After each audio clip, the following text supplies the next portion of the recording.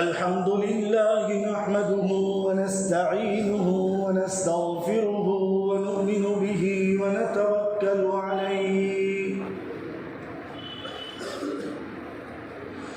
ونعوذ بالله من شرور أنفسنا ومن سيئات أعمالنا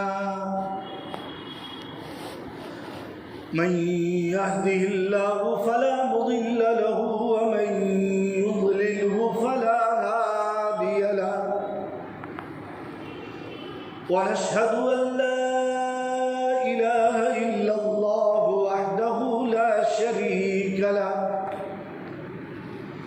ونشهد أن سيدنا ومولانا محمدا عبده ورسوله أما بعد فقد قال الله تبارك وتعالى في كلامه المجيد والفرقان الحميد فأعوذ بالله من الشيطان الرجيم بسم الله الرحمن الرحيم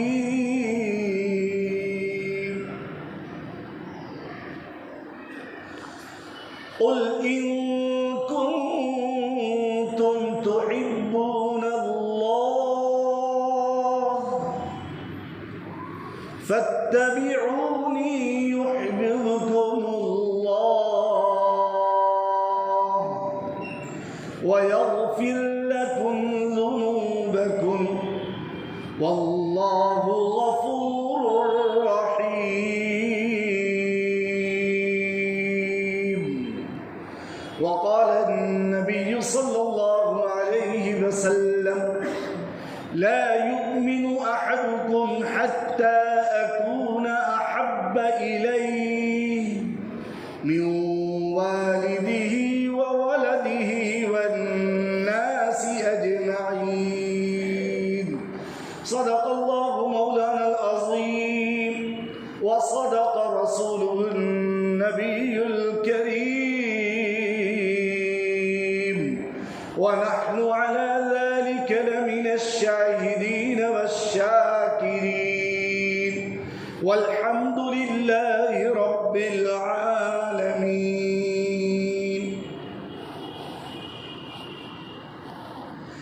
معزز و موقر حضرات بزرگان عظام، نوجوانان ملت اسلامیہ، السلام علیکم ورحمۃ اللہ وبرکاتہ.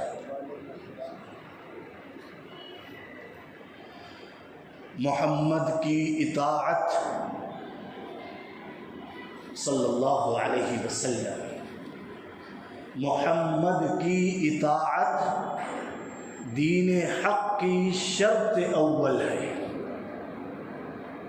محمد کی اطاعت دین حق کی شرط اول ہے. اسی میں ہو اگر خامی، اسی میں ہو اگر خامی تو سب کچھ نامکمل ہے. قرآن پاک کی جس آیت کریمہ کی تلاوت کی گئی اس میں اللہ تبارک و تعالی ارشاد فرماتے ہیں کہ کہہ دیجئے اگر تم اللہ سے محبت کرتے ہو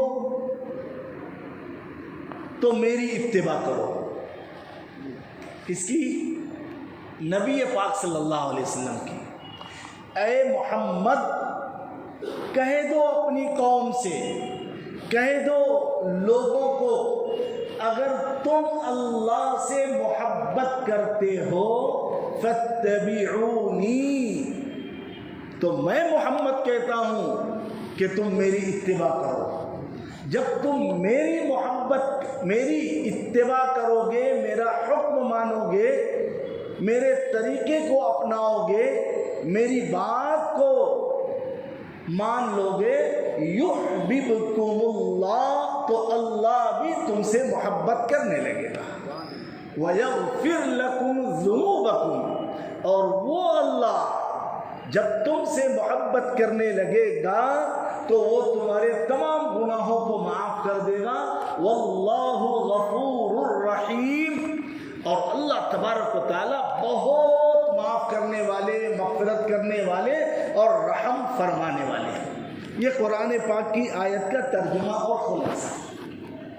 اور نبی پاک صلی اللہ علیہ وسلم کی جس حدیث مبارکہ کو میں نے پڑھا، لا یؤمن احدکم حتی اکون احب الیہ من والدہ وولدہ والناس اجمعین. کامل مومن والا بندہ اس وقت تک نہیں ہو سکتا جب تک کہ وہ مجھ سے ایسی محبت نہ کرنے لگے کہ اس کے والد، اس کی اولاد اور دنیا جہاں کے تمام لوگوں سے زیادہ وہ مجھ سے محبت کرتا ہو. اللہ کے نبی فرما رہے ہیں جب تک میری محبت والد، اولاد اور لوگوں کی محبت سے زیادہ نہ ہو جائے، یہ بندہ کامل، اکمل، مکمل ایمان والا ہو نہیں سکتا. یہ بخاری اور مسلم شریف کی حدیث ہے. نبی پاک صلی اللہ علیہ وسلم کی ولادت اور پیدائش ماہ ربیع الاول میں ہوئی ہے. کس تاریخ کو ہوئی اس میں اختلاف. مہینہ ربیع الاول. بعض لوگوں نے کہا 8 تاریخ کو آپ صلی اللہ علیہ وسلم پیدا ہوئے. بعض کہتے نہیں 9 تاریخ کو. اور بہت مشہور ہے کہ اللہ کے نبی 12 تاریخ کو پیدا ہوئے. کتنے اختلاف ہو گئے؟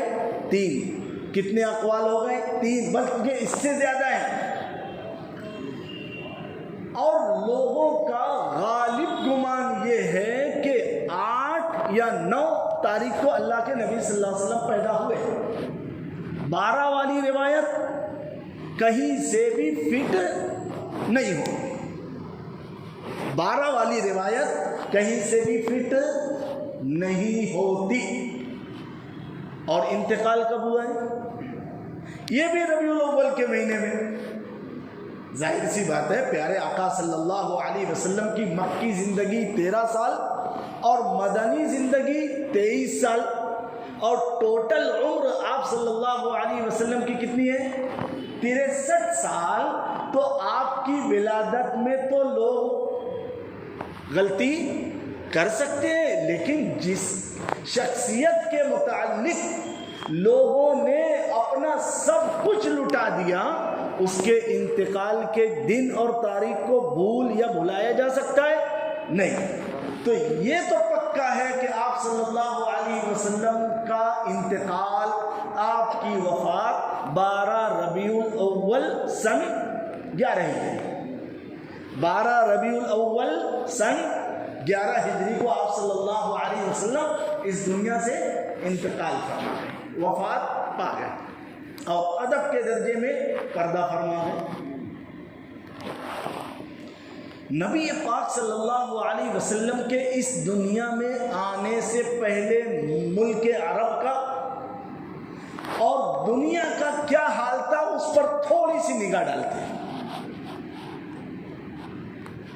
جنگل راج تھا، ظلم تشدد کا بول بالا تھا، کفر اور شرک دندناتے پھر رہا تھا، بے حیائی عروج پر تھی، ظلم تشدد، سفاکیت اور بربریت ہر چہار سو پھیلی ہوئی تھی. ایک اللہ وحدہ لا شریک لہ کو چھوڑ کر سینکڑوں نہیں ہزاروں معبودان باطلہ کی پرستش پوجا سر عام کی جا رہی تھی. انسانوں کی کھوپڑی میں شراب پینا عام بات تھی. خانہ کعبہ کا طواف برہنہ ننگے کیا جانا عام بات تھی۔ جس خانہ کعبہ کی طرف ہم تھوکنا پسند نہیں کرتے، جس خانہ کعبہ کی طرف پیر پھیلانا پسند نہیں کرتے، جس خانہ کعبہ کو ہم پیٹھ دکھانا پسند نہیں کرتے، اس زمانے کا جہالت کا، سفاکیت کا، توہین و بے ادبی کا، گستاخی کا یہ عالم تھا کہ خانہ کعبہ کے ارد گرد طواف کرنے والے برہنہ اور مکمل ننگے ہو کر طواف کرتے تھے۔ بیواؤں کو انتظار تھا کہ ہمارے حق میں کوئی تو بولنے والا ہو آوے، مطلقہ عورتوں کو انتظار تھا کہ کوئی تو ہمارا حق دلائے، یتیم متلاشی تھے کہ ہمارے متعلق کوئی تو کچھ کہے، مظلوم کو انتظار تھا کہ ہمیں کب انصاف ملے گا۔ ہر چہار سو پورے ملک عرب کے اندر ظلم و تشدد، ظلم و ناانصافی عروج پر تھی۔ کہیں کسی طرح کی کوئی رحم دلی والی بات، انصاف اور یقین والی بات دور دور تک نظر نہیں آتی تھی۔ اللہ کے نبی صلی اللہ علیہ وسلم کی ولادت ہوتی ہے، آپ اس مہینے کے نام پر غور کیجئے، ربیع ہے نا۔ اس ربیع کے معنی کیا ہے؟ ربیع کے معنی آتے ہیں بہار، پتجھڑ کے بعد بہار کا موسم، ٹھنڈی ٹھنڈی ہوائیں چلتی ہے، وہ درخت، وہ شجر، وہ یہ پودے جن کی ٹہنیاں سوکھ گئیں، جن کی پتیاں جھڑ گئیں، بہار کا موسم آتا ہے تو کیا ہوتا ہے؟ ان درختوں اور پودوں پر ہریالی چھا جاتی ہے، ماحول ٹھنڈا ہو جاتا ہے، ہلکی ہلکی فوار برسنے لگتی ہے، ہر چہار سو سرسبزی، شادابی، لہلہاتے کھیت کھلیان نظر آنے لگتے ہیں، جو انسان کو بہت بھلا معلوم ہوتا ہے، بھلا نظر آتا ہے۔ اللہ کے نبی صلی اللہ علیہ وسلم جیسے ہی اس کائنات کے اندر جلوہ افروز ہوتے ہیں، دنیا کا ماحول بدلنے لگتا ہے، لوگوں کے دلوں میں اب ظلم تشدد کے خلاف پیدا ہونے لگا ہے، اب لوگوں کے دلوں میں ایک دوسرے کی عظمت پیدا ہونے لگی ہے، اب لوگوں کے دلوں میں ایک اللہ کی عبادت پیدا ہونے لگی ہے۔ اب وہ لوگ جو اپنے اونٹ کے پہلے پانی پی لینے پر دوسرے قبیلے کے لوگ سالہ سال تک جنگ کیا کرتے تھے، اس قبیلے کے اونٹ نے پہلے پانی کیوں پیا، میرے اونٹ کو پہلے کیوں نہیں پلایا؟ کتنے سال تک جنگ ہوتی تھی؟ 100 سال۔ اور باپ بیٹے کو وصیت کر کے جاتا تھا، بیٹا ناک کٹنے مت دینا، انتقام لینا، دلیری بہادری کا مظاہرہ کرنا، ہر وقت تیر تلوار خنجر تیز رکھنا اور صفایا مکمل کرنا، یہ باپ اپنی اولاد کو وصیت کر کے جاتا تھا۔ اسی لیے سالہ سال تک انسانوں کا خون بہا کرتا تھا۔ اللہ کے نبی صلی اللہ علیہ وسلم آئے ہیں، بہار چھائی ہے اور لوگوں کے دلوں میں، فون کریں گے انشاءاللہ، اچھا چاہیے انشاءاللہ، فون پہ بات کر لیں گے انشاءاللہ۔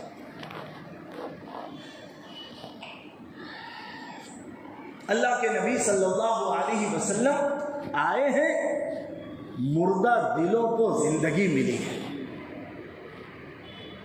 جن کے قلوب مر چکے تھے، جن کی روح سڑ چکی تھی، اللہ کے نبی صلی اللہ علیہ وسلم کی بعثت کی وجہ سے मुर्दा दिलों को जान मिली है, सड़ी हुई रूह को हयात मिली है, और हर तरफ इंसाफ अदल का बोलबाला हुआ है, और बेवा को उसका हक मिला है, यतीम को हक मिला है, मुतल्लका को हक मिला है, बीवी को हक मिला है, माँ को हक मिला है, बेटे को हक मिला है।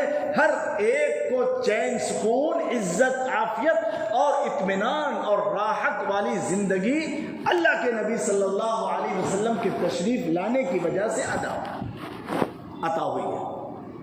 कितने एहसानात हैं, अनगिनत, लातादाद, बेशुमार एहसान है प्यारे आका सल्लल्लाहु अलैहि वसल्लम के उम्मते मुहम्मदिया और उम्मते मुस्लिमा। उम्मते मुहम्मदिया बोलेंगे तो पूरे के पूरे इस ज़माने में जो लोग हैं, काफिर, मुशरिक, मुनाफिकीन, यहूद, नसारा, ये सब के सब उम्मते मुहम्मदिया में शामिल हो जाते हैं। और उम्मते मुस्लिमा बोलेंगे तो जो आप सल्लल्लाहु अलैहि वसल्लम के ऊपर ईमान लाते हैं, मुसलमान होते हैं, उसे उम्मते मुस्लिमा कहा जाएगा। नबी पाक सल्लल्लाहु अलैहि वसल्लम के उम्मत पर इतने एहसानात हैं, तो उन एहसानात का तकाजा तो ये है कि हम आका सल्लल्लाहु अलैहि वसल्लम से सच्ची मोहब्बत, पक्की अकीदत और 100% आपकी इताअत करने वाले बने। बराबर है?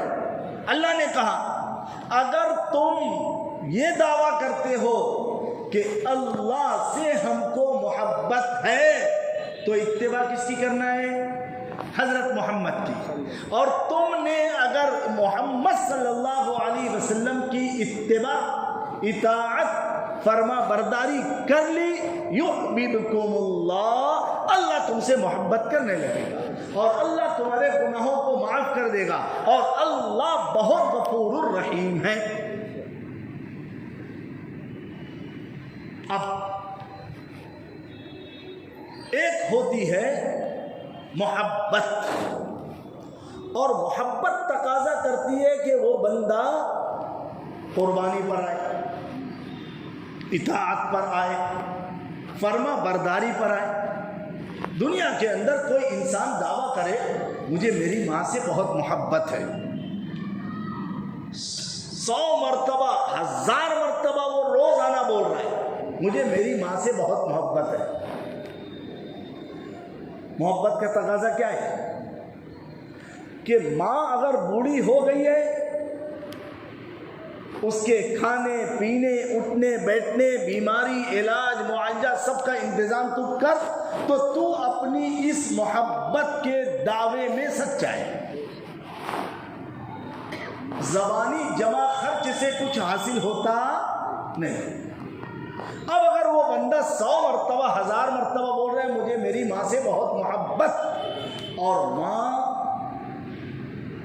खाने की मोहताज है, सोने के नाम पर उसके लिए न पलंग है न चादर है, पहनने के नाम पर उसके पास ना साफ सुथरे कपड़े हैं, क्या कहा जाएगा?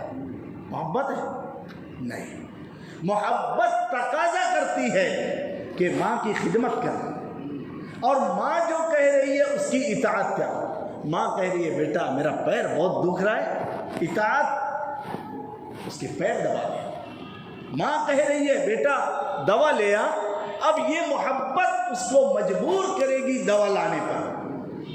ऐसे ही हम आप अगर दावेदार हैं कि नबी पाक सल्लल्लाहु अलैहि वसल्लम से हमें मोहब्बत है, तो मोहब्बत तकाजा करती है कि हम प्यारे आका सल्लल्लाहु अलैहि वसल्लम के दीन के लिए अपने आप को कुर्बान कर दें। एक चीज़।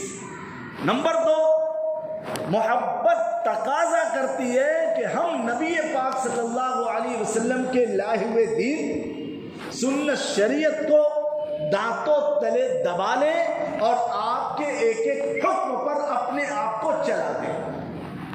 यह है मोहब्बत का तकाजा।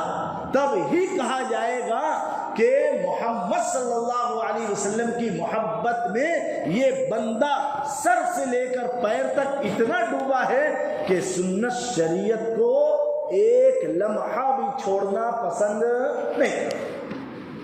حضرت ابو بکر صدیق رضی اللہ تعالیٰ عنہ، حضرت عمر فاروق رضی اللہ تعالیٰ عنہ، حضرت عثمان غنی رضی اللہ تعالیٰ عنہ، حضرت علی مرتضیٰ رضی اللہ تعالیٰ عنہ، دیگر تمام صحابہ کی زندگیوں کو کھنگالیں گے تو آپ کو ایسے ایسے واقعات ملیں گے کہ اس زمانے میں ہمیں یقین بھی نہیں آئے گا کہ صحابہ نے محبت کے، عقیدت کے، اطاعت فرما برداری کے، تابع داری کے ایسے ایسے نقوش چھوڑے ہیں کہ رہتی دنیا تک کوئی ایسی محبت کر بھی نہیں سکتا، ایسی اطاعت فرما برداری بتلا نہیں سکتا۔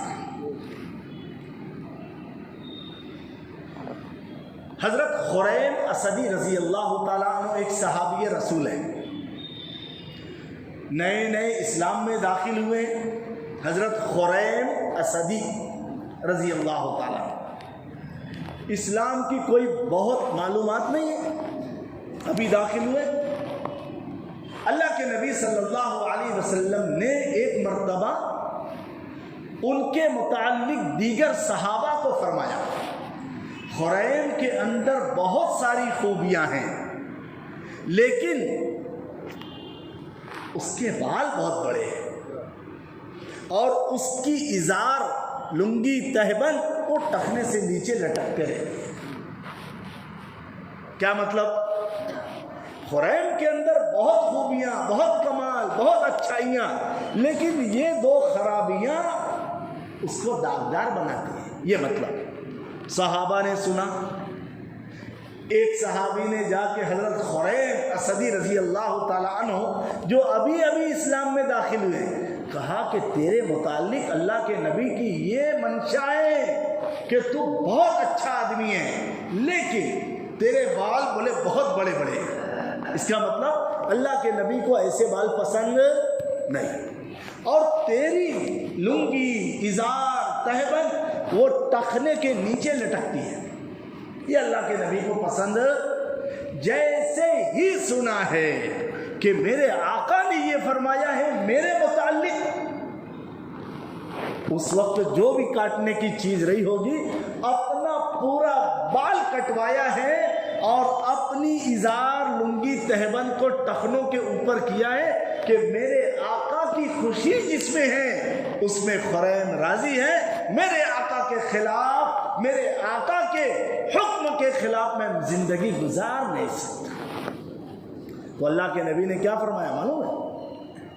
میں خریم سے ہوں اور خریم مجھ سے ہے۔ کتنی بڑی شہادت ملی ہے، کتنی بڑی سعادت ملی ہے، کتنا بڑا تمغہ امتیاز ملا ہے کہ رہتی دنیا تک خریم کا نام ایسے لیا جائے گا کہ اللہ کے نبی کی اطاعت کی ہے، محبت ٹپکتی ہوئی معلوم ہو رہی ہے، محبت ٹپکتی ہوئی، اطاعت ٹپکتی ہوئی اور فرما برداری جھلکتی ہوئی نظر آ رہی۔ اور اعزاز کیا ملا ہے؟ میں خریم سے ہوں، خریم مجھ سے ہے۔ یہ اور ایک صحابی ہے حضرت جلیبیب رضی اللہ تعالیٰ عنہ، حضرت جلیبیب رضی اللہ تعالیٰ عنہ۔ بولنا نہیں چاہیے لیکن بتلانے کے لیے، سمجھانے کے لیے، حدیث کا مفہوم بتلانے کے لیے حدیث میں جو ہے وہ سمجھانا پڑتا ہے۔ رنگ کالا، ہونٹ چوڑا اور دیگر تمام چیزیں اب آپ سمجھ لیجیے۔ صحابی کے متعلق یہ باریک باریک باتیں بیان کرنے کو کلیجہ منہ کو آتا ہے۔ جن صحابہ نے اللہ کے نبی صلی اللہ علیہ وسلم کے لیے تن من دھن کی قربانیاں دی تھی، ہم ان کے جسم کے متعلق برائی سے بیان کریں؟ نہیں، حضرت جلیبیب رضی اللہ تعالی عنہ سے اللہ کے نبی صلی اللہ علیہ وسلم نے کہا جلیبیب کیا شادی نہیں کر رہے ہیں؟ حضرت جلیبیب رضی اللہ تعالی عنہ کا نہ مکان تھا، نہ کاروبار بزنس بیپار دھندا تھا، اور نہ کوئی ہائے فائے خوبصورت حسین و جمیل اور باکمال تھے۔ کہا یا نبی اللہ مجھ سے کون شادی کرے گا؟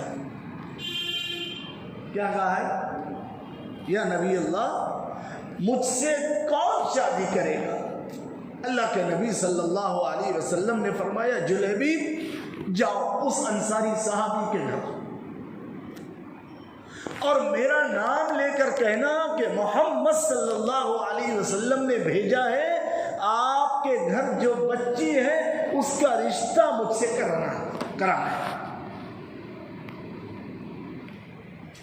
حضرت جلیبیب رضی اللہ تعالی عنہ اس انصاری صحابی کے گھر گئے، پیارے آقا صلی اللہ علیہ وسلم کا فرمان سنایا ہے۔ حضرت جلیبیب کے متعلق لوگ جانتے تھے کہ جلیبیب کے پاس نہ مکان ہے، نہ بزنس ہے، نہ کاروبار ہے، نہ روپیہ پیسہ ہے، نہ شکل صورت بہت،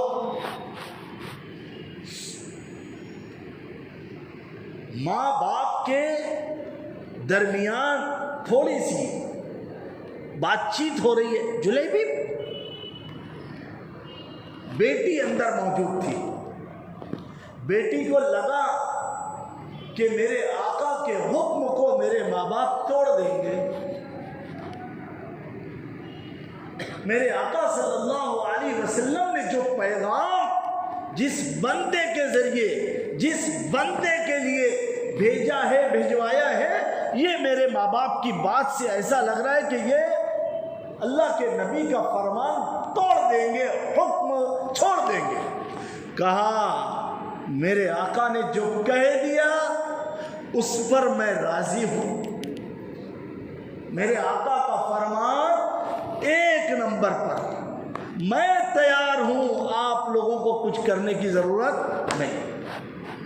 نبی پاک صلی اللہ علیہ وسلم کی چاہت، آپ کی منشا، آپ کی مرضی، آپ کے حکم کو اس بچی نے پالا، اس کا پالن کیا ہے۔ اللہ کے نبی صلی اللہ علیہ وسلم نے اس بچی کے لیے مال میں بڑھوتری کی دعا کی ہے۔ کتابوں کے اندر لکھا ہے کہ حضرت جلیبیب رضی اللہ تعالی عنہ سے شادی کرنے کی وجہ سے اس بچی کو جو دیندار تھی، متقی پرہیزگار تھی، اطاعت گزار تھی، پیارے آقا کی مطیع فرما بردار تھی، اللہ نے اتنا مال دیا، اتنا مال دیا، اتنا مال دیا کہ لٹانے کے باوجود اور بانٹنے کے باوجود ان کے مال میں کبھی کمی نہیں ہوتی۔ یہ ہے میرے آقا کی دعا، میرے آقا کے ایک حکم، ایک اشارے پر جو بندی مر مٹے اس کی دنیا اور آخرت سنور جائے گی، سدھر جائے گی، وہ دونوں جہاں کے لیے کامیاب ہو جائے گی۔ آج ہم کہاں جا رہے ہیں؟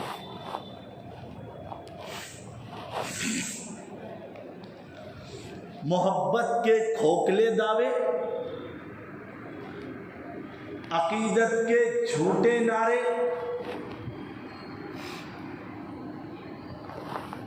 ماہ ربیع الاول آتا ہے، بہت ساری چیزیں ہم کو دیکھنے سننے کو ملتی ہیں، لیکن جو لوگ ایسا کرتے ہیں ان کی زندگیاں کھنگالے، سنت شریعت سے کوسو،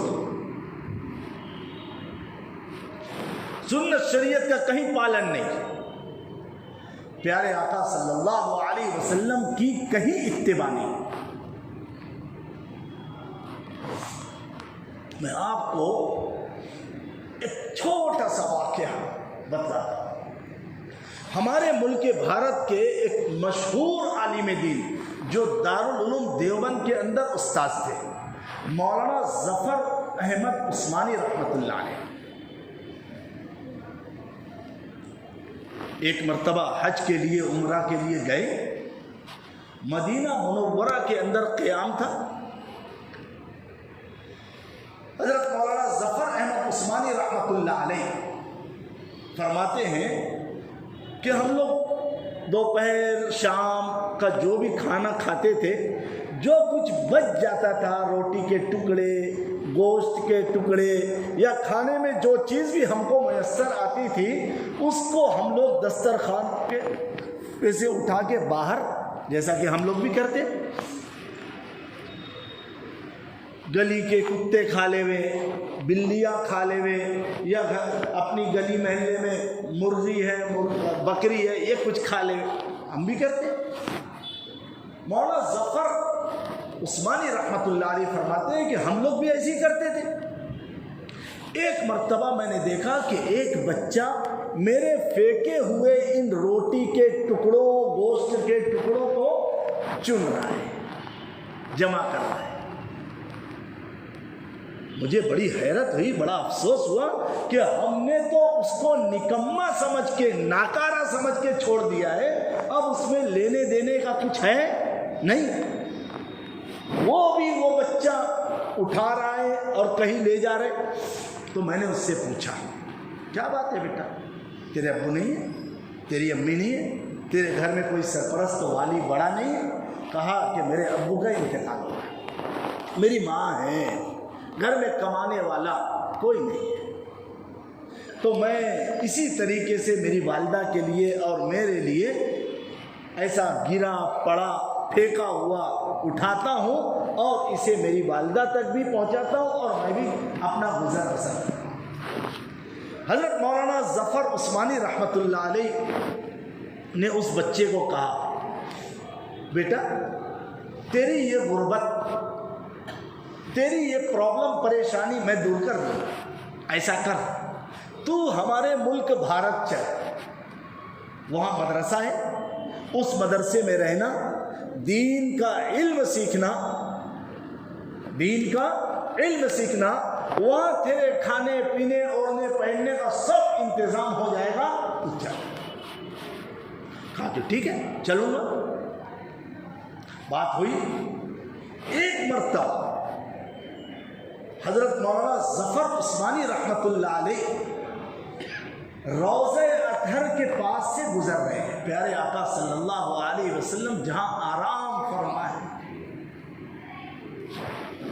دیکھا کہ وہی بچہ وہاں کھڑا ہے۔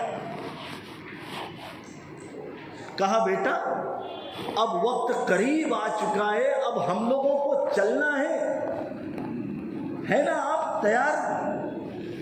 کہا کہ حضرت ایک بات بتلا دیجئے کہ وہاں آپ نے میرے کھانے پینے، اٹھنے بیٹھنے، رہنے سہنے، اوڑھنے پہننے کا بہت انتظام بتا دیا ہے، لیکن ذرا مجھے یہ بھی تو بتا دو کہ یہ میرے آقا کا جو روضہ ہے، یہ روضہ بھی وہاں ملے گا ہندوستان میں؟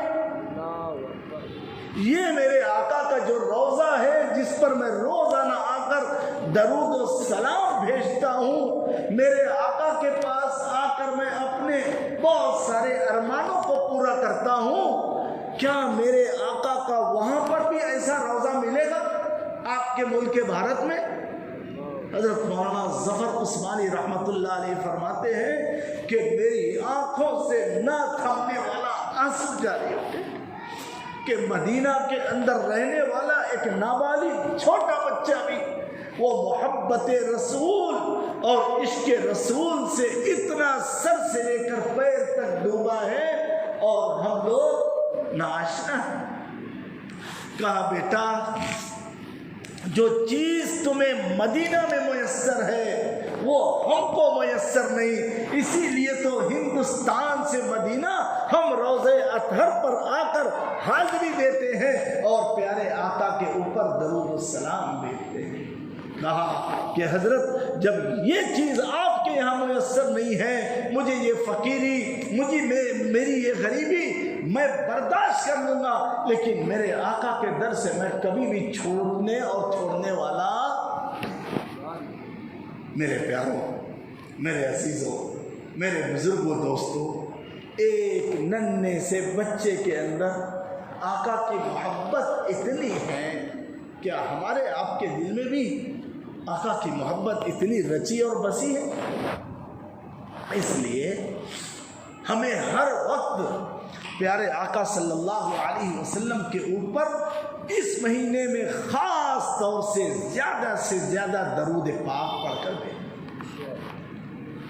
اور دوسری چیز، نبی پاک صلی اللہ علیہ وسلم کی سنتوں سے حد درجہ محبت کرنا ہے۔ جتنی سنت سے محبت ہوگی، جتنی سنت ہماری زندگی میں ہوگی، اتنی پیارے آقا صلی اللہ علیہ وسلم سے سچی پکی محبت اور عقیدت پیدا ہوگی، اور جس سے محبت ہوتی ہے اس کی ہر بات اسے اطاعت پر، تابع داری پر، فرما برداری پر لا کر کھڑے۔ اس لیے سب کریں گے انشاءاللہ۔ اللہ رب العزت کہنے سننے سے زیادہ عمل کی توفیق نصیب فرمائے۔ وآخر دعوانا الحمد للہ رب العالمین۔